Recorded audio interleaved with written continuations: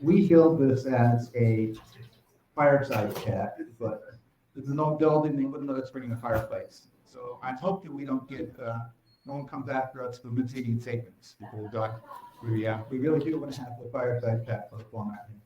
So I want to do fire in the conversation, right?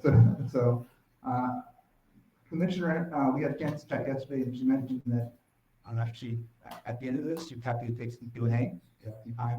She also mentioned, which I think many of the people in this here are happy to hear, that she's happy to listen to the pain points that people are experiencing in this year. And you share them directly with her. So if you have things that maybe not in this one, but at some point, if you have issues that have come up, please share them with her. She's very much an advocate for seeing stuff in the future. So we have a friend in the crowdfunding industry, and I think she wants to help people be successful. With that, let me give a little bit of her bio, and after that, I'll give her a chance to make statements that people pick to do. So Hester Peirce was appointed by President Trump to the U.S. Securities and Exchange Commission and was sworn in on January 11, 2018. Prior to joining the SEC, Commissioner Peirce conducted research on the regulation of financial markets at the Mercatus Center at George Mason University.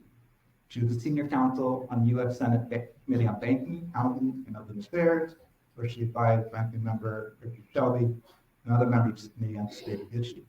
Commissioner Peirce served as counsel to the SEC Commissioner Paul Atkins. She also worked as staff attorney in the SEC Division of Investment Management. Commissioner Peirce was an associate at Wilmer, Cutler, and Pickering, which is now Wilmer Hale, and she clerked for Judge Roger Handel on Court of Federal Claims. Commissioner Peirce earned her bachelor's degree in economics from Case Western Reserve University and her PhD from Yale Law. And she's from Ohio. We won't hold that against her. I'm a fellow Ohioan, so I can say that. So, first, just I give you a chance to make stand. Thanks, Brian, and thanks to all of you. Great to be with you today. I do have to give a disclaimer, which is that my views are my own views as the commissioner at the SEC, and not necessarily as commissioner or my fellow commissioner. It's really wonderful to be with a group of people who care about crowdfunding. I think there's a lot of potential in this space, and I think you all are coming to bring that to life. So I'm really looking forward to the conversation. Thank you, Commissioner. So let's start off just a little bit about your personal bio. You share some just a little bit about your journey and how you found your way to that. Yeah, it certainly wasn't planned. I didn't plan to become a lawyer. I sort of fell into it because I'm not great at math, and I had, as an alternate route, a PhD in economics. It's really a lot of math. So I decided to go to law school instead, and then didn't really know what I wanted to do with that, except I didn't want to work for the government. So that worked out really well. But economics and law kind of naturally meet in securities law, and so it was a good fit for me. And ultimately, when you're working at a securities law firm and you meet a lot of people who have been at the SEC, and you start to realize how important it is to understand things from the outside. So when I had the chance to go there, I did, and so then when I left, I really hadn't intended to go to the Hill, but that was where there was a job for a securities lawyer that seemed right up my alley. So I ended up there, then went off to study financial regulation. After sort of being on Capitol Hill during the financial crisis, start to think about how can you do financial regulation better? And so that was the reason that I went off to study that from an academic perspective. And then really didn't think I wanted to come back. I had worked for a commissioner. I didn't think I wanted to be back at the SEC as a commissioner. But again, things don't always turn out the way you expect. So the chance to weigh in on policy seemed like a good opportunity, and that's how I ended up at the commissioner. It's a real honor to be in this role. It's there's a lot, I think, about our capital markets that's wonderful. And one of the things that I had hoped to do in coming back is making sure that our capital markets stay wonderful, but also that they are a place where people, more Americans, can come both as investors and as founders. So people from all over the U.S. should be coming to our capital markets to draw on them if they have good ideas and companies to build, and also to invest in them. And so, again, I think that's what you all in Midstream are committed to doing as well. Now, it says you were sworn in 2018 January, and so if there's 5 years, so we're in bonus time with you, right? Is that correct? Yeah, it's funny how it works. You come in, I came in on sub term, so I only had a little bit on the term, and then I got a new full term, and that term ends in April of next year. So it was a little bit longer to go. So for those we have people who come in from all over the country. Some of them are not as familiar with the intricacies of Washington, D.C. or the commission as others who maybe live here. Would you mind taking a little time just to talk about the decision-making process that happens within the D.C., especially at the DG level? Yeah, sure. And it is a little bit of a difficult thing to understand from the outside. I will say I've lived in Washington a long time now, and this is probably the most beautiful view I've seen. So you guys really just saw to see into Washington. The commission is, as its name suggests, a commission. There are 5 of us commissioners, 1 of us is chairman, that's not me. The staff reports to the chairman holds the budget and the agenda, so that's a pretty powerful role. But Congress set us up as a commission so that, and a politically balanced commission, so you can't have more than 3 from each president's party. And the idea is capital markets is something that we all care about, regardless of where you are on the political spectrum. And so you want to have a regulator that isn't changing policy radically from one administration to the next. You have more policy continuity. And so a lot of what we do is very it's very controversial, but not necessarily political, right? And that kind of is how we operate. That has changed a little bit because I think a lot of people are wanting companies to become more political, and then that sort of flows into what they want us to get companies to talk about in disclosure. It's unfortunate from my perspective. I don't think that's a good development. But in general, we all, the 5 of us, vote on every enforcement action, every rulemaking that comes out of a commission. We don't have areas of expertise. All of us work on everything. We have a staff of about 5,000 people, and some of the daily things that you think of the SEC doing, reviewing filing from public companies and from mutual funds. That's all done on delegated authority by the staff. We're not reviewing all of those, although in the old days they used to review every registration statement for every public company. That would be quite a job if we had to do that. But so a lot of the work is done at the staff level. They'll prepare a recommendation, and then it comes up for a commission vote. But be a lot of back and forth with the commission. And I think that kind of one other sort of weird facet is like it's something called the Sunshine Act. So the 5 of us, if we're sitting in a room together talking about policy, it either has to be a public meeting that everyone can see, or it has to be a meeting that's enclosed because we're going to talk about enforcement issues. So as you can imagine, that does change the dynamic a little bit. You can't hammer things out in private, which I think is good, but it does make it sometimes a little hard to get to consensus.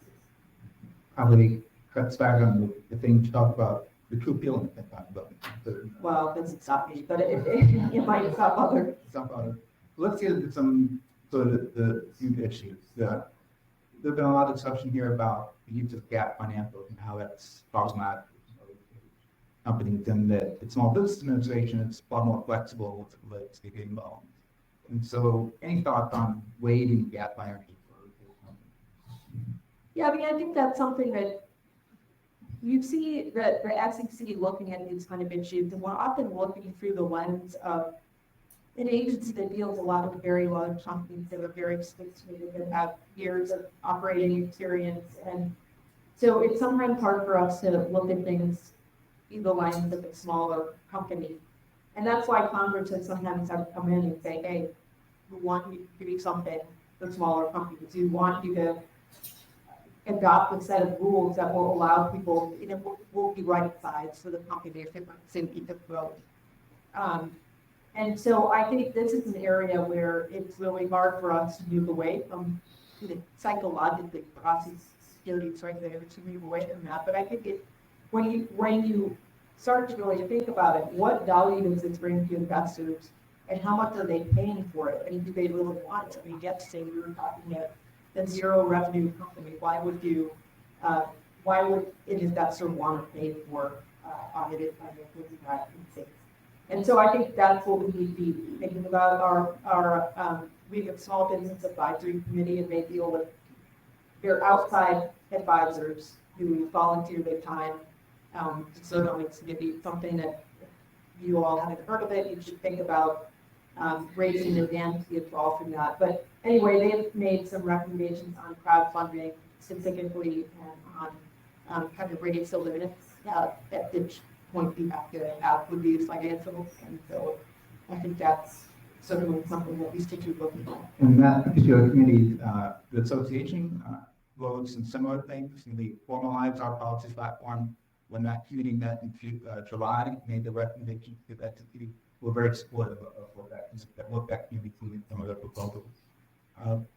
Moving to the other thing I'll say is during COVID, we relaxed some of the means requirements.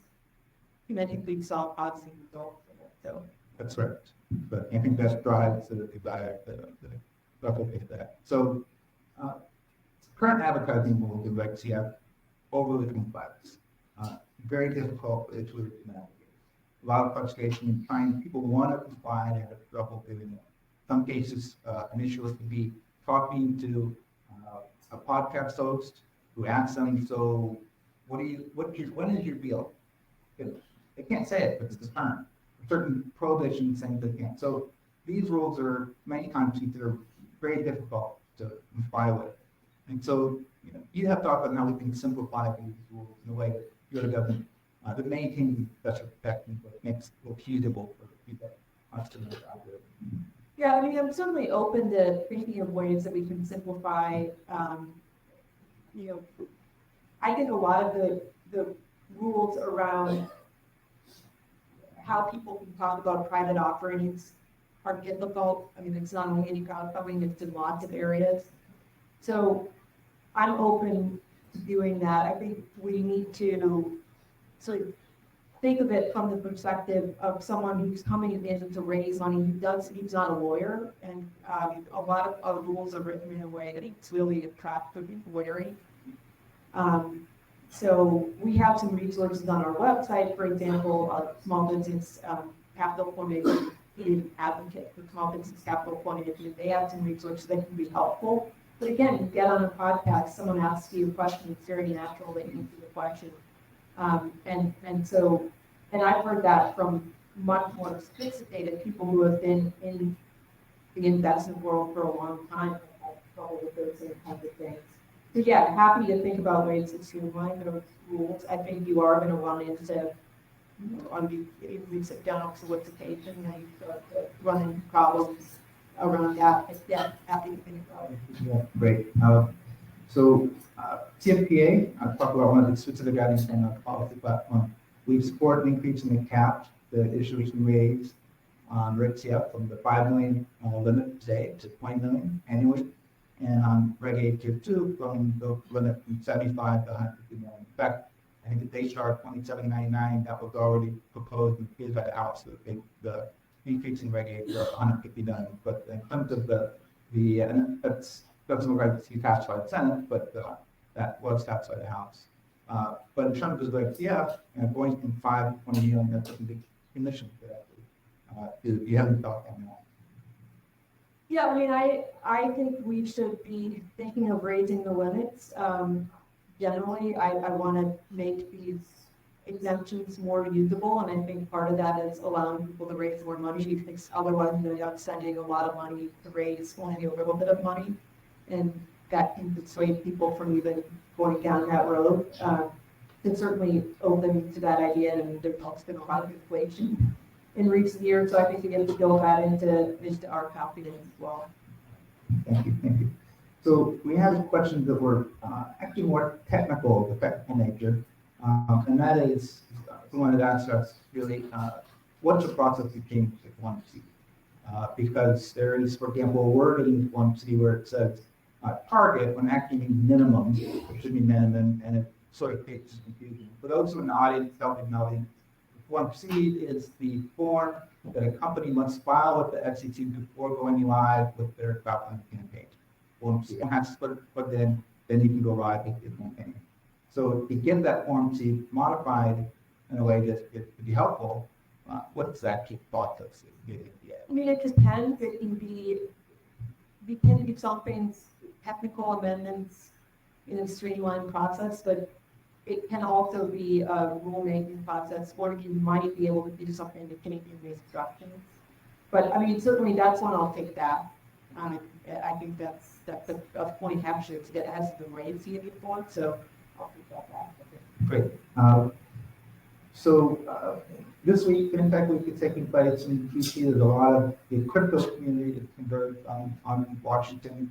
You've been seen as general supporter of cryptocurrencies and blockchain technology.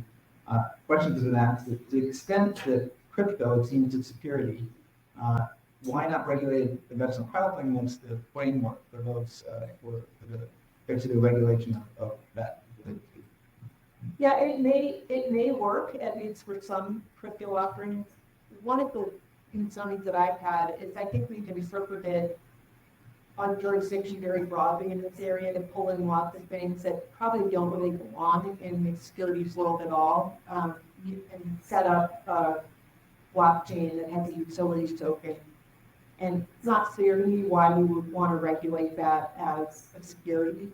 On the other hand, you could tokenize a stock or a bond, and obviously that's something in security, right? In security. And there, I think we should end up seeing a world in which there's a marriage between the distributed ledger and crowdfunding.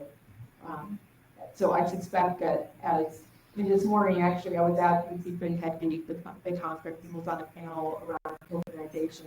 There's a lot of interesting work going on with respect to tokenizing all kinds of assets, including money market funds in our states. Some other countries have been much more forward thinking, so there's more activity around tokenizing bonds and things like that. And so it'll be interesting to see we have a crypto policy that's quite confusing to people, and I think if we were able to build some good guardrails there, offer some clarity, you could see more experimentation. I think how we see the world today. Wonder if you could comment on when we might see an update to the guidance on regulated crowdfunding.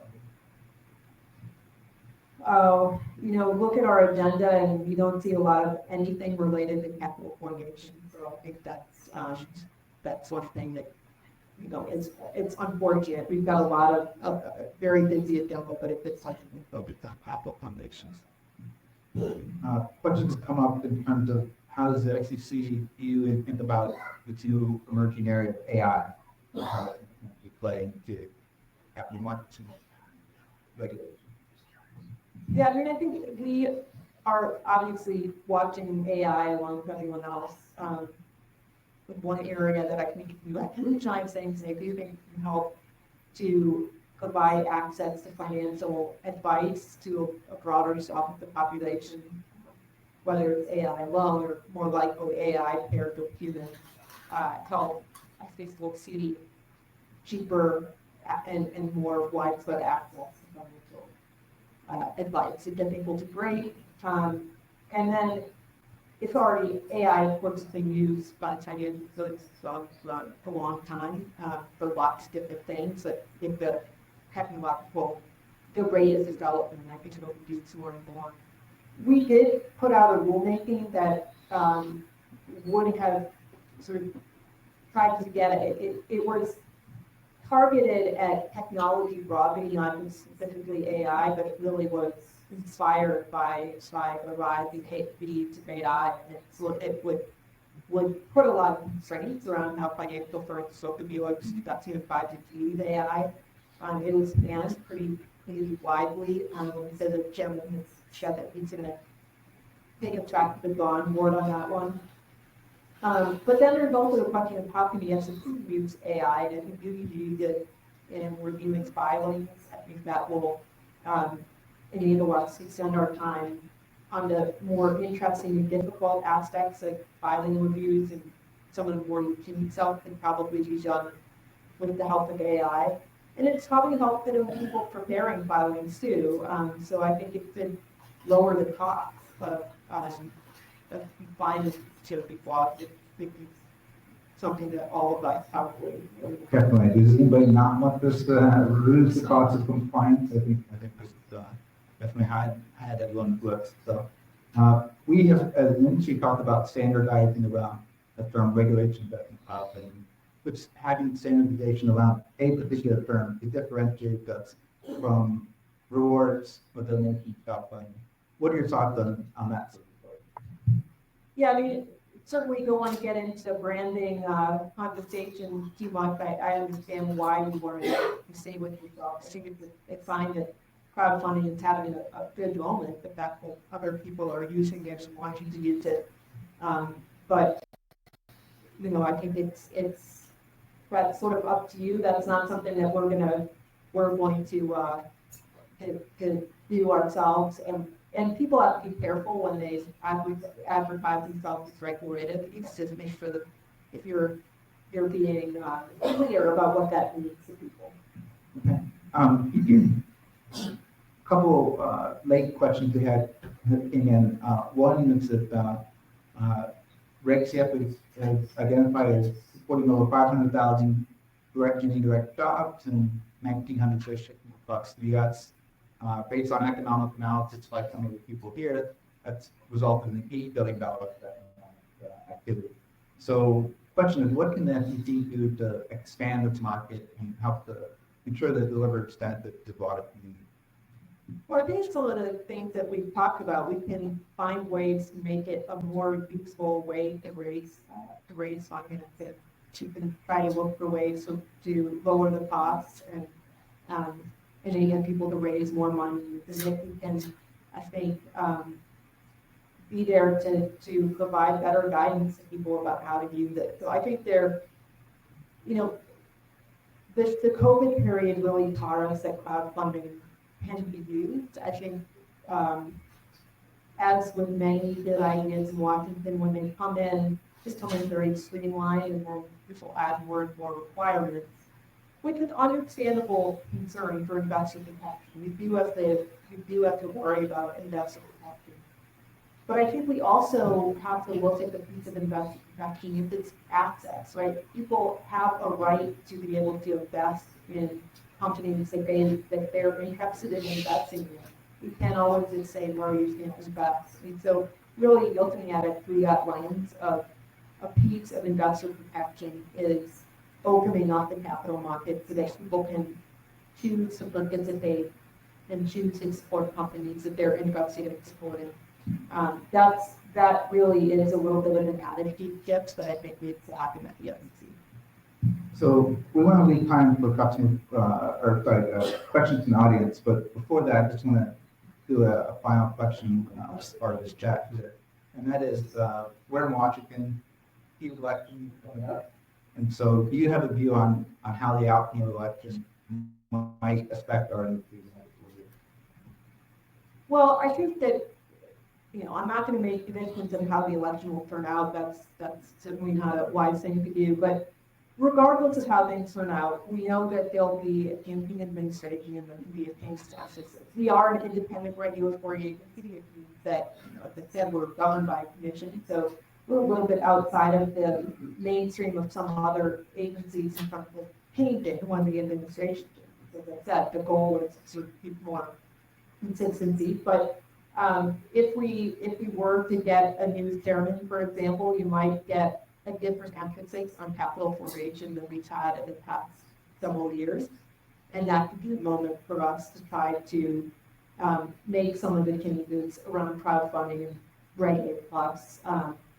And frankly, thinking more about, I know your last session was around IPOs, and I think thinking more about what are we doing wrong? Why are companies wanting to go up? What's going on in that area?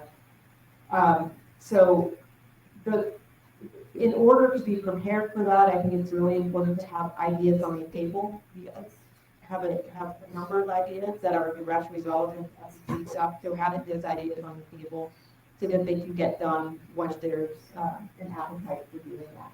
And so I want to invite us to expand on some of our policy and provide additional information, which as an association we will be doing in follow-ups to the needs exception. We appreciate the invitation to do that. Let me leave some time for the audience to ask questions, and then I'm going to repeat your question because that way it can be heard on the television stream. First here, Cal, your first up. So these are expanded, part of that gap and growth. We'll all recognize and understand that most board in the city gap is great. Say, hey, get a real pop with stuff, bring them up and see it over here. If that's you got to expand small companies growth that want to take how check the only know this when you try walk on the profitability orange, then on you walk out of this suit. And then it's a cost and really the top now and you got the cost. The cost you put in there's no way to go about it. So the question is. I think I can. So just pause if you don't mind. So the question is about the cost of auditing for certain types of companies going to go and do an IPO and high costs of auditing in road zones. Yes, so I think that is a really important point. The PCOZ has been around now for 20 years, and it's what came out of some accounting scandals, and there was a real need to have some oversight on auditors. And so, a third dimension that it has. So I think part of what's happening is that there hasn't been enough attention paid to how do we make sure that we're not driving smaller auditing firms out of business, because you're not going to have the biggest firms auditing the smallest companies. You need to have some stable or smaller firms out there in competition so that when a company needs an auditor, they can find an auditor. And the PCAOB, especially the way it's being operated now, is really making it very difficult for auditors to audit public companies. The cost is really high for the auditors, and so we end up in a situation where it is difficult to find an auditor. And I'm worried that that's going to only get worse with some of the work that the PCAOB has done in recent months. So it's a very important issue. It's one that I talked to the PCAOB about. She said, you have to think about that end of the sector too. You can't just think about the largest firms and the largest audit clients. So it's a real problem, actually. Cindy, you have your hand up earlier. Yeah, thanks.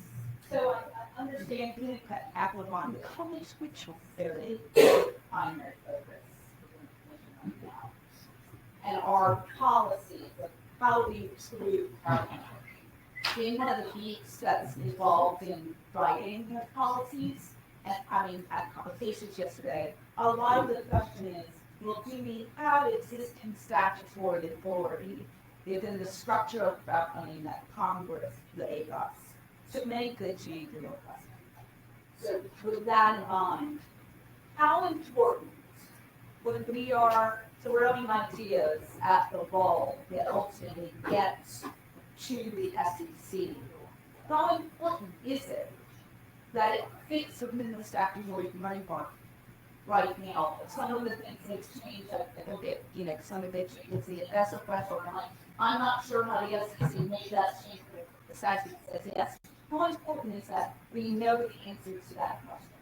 Or is it more you're on the ground trying to make this extension work, and this is what we think would work better? Is that more important than the actual? Right. So to summarize, we're looking at how to approach the SEC. All right, so I think the question is, when you're looking at the crowdfunding exemption, you're trying to make it workable. You're just looking and you're saying, here's where the problems are with the expenses. you, when you come to me and tell me here the problem, you also have to say, hey, you don't accept for authority to do X, Y, or Z, but this is what we do. I mean, I think, come to us, tell us where the pain points are. If there's something that we can do using our authority, then we can move forward on it. If it's not something that we can work on, we can pass along the intel that we're getting to Congress and say to them, it's the area that people are experiencing problems. We don't lobby to Congress, so we give them technical advice. If your experience on the ground is certainly bullet one of what I talked to them about when they asked you how to work. So, a couple more questions, yes? Fine. Just thinking about the first level up and the areas that's in the able gardens, flowing creating for people with relate that the listening for others and how to expect would like always money toward you. So, question on the Howey test as it relates to crypto and some of the guidance in Congress on that one. Yeah, and so when guidance is coming, I mean, I've been now a bit since 2018, and for much of that time, have been saying we should be guidance in this area, and it hasn't happened yet. So I'm not holding my breath, but we could change course. There's nothing stopping us. Right now, the approach we've taken really has been to try to sort these issues out by bringing enforcement action after enforcement action. So that's the method that we're now employing. Congress made they've expressed incuts, bipartisan incuts in doing something. So I suspect that we could see the guidance for clarity, legal clarity coming that way.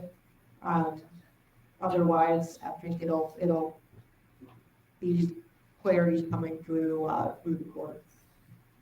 Okay, one final question. Danny, this is it. Gotta be a zinger. Last one.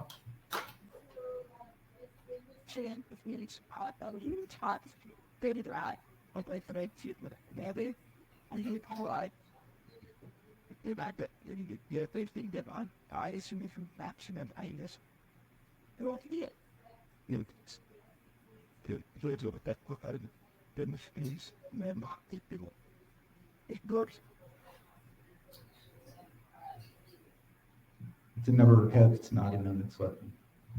This question was around FINRA oversight of crowdfunding portals. And yeah, I mean, certainly we do oversee FINRA here in self-regulatory organization that falls under our regulatory purview. But I will tell you, if no one tells me that they're having these kinds of problems, it's very hard for me to know when I have conversations with FINRA, which I do regularly, if this is an area where I shadow. And Ray yesterday was talking about the same issue and the concern around different people getting different answers depending on who they're dealing with at FINRA. It's something that I'm very concerned about. The issue you just raised of are people being told by FINRA that they have to do things that are not actually in the rules of statute. That's also problematic. So what I need from people is for people to come and tell me these instances that you're having problems, if you're seeing these kinds of things, please let me know. It informs my ability then to talk to FINRA and perhaps to try to get some of these things. It really is important. My door's always open. Commissioner Peirce at fcc.gov is how you can get to me. You can give me a call. I often, when I travel, I'll put it on Twitter that I'm traveling, so I'm happy to meet you in person if I'm in your city as well. With that, we will close out. I just wanted everyone give a deep gratitude here to Commissioner Peirce for coming in, Thank you all. for offering to be an open door.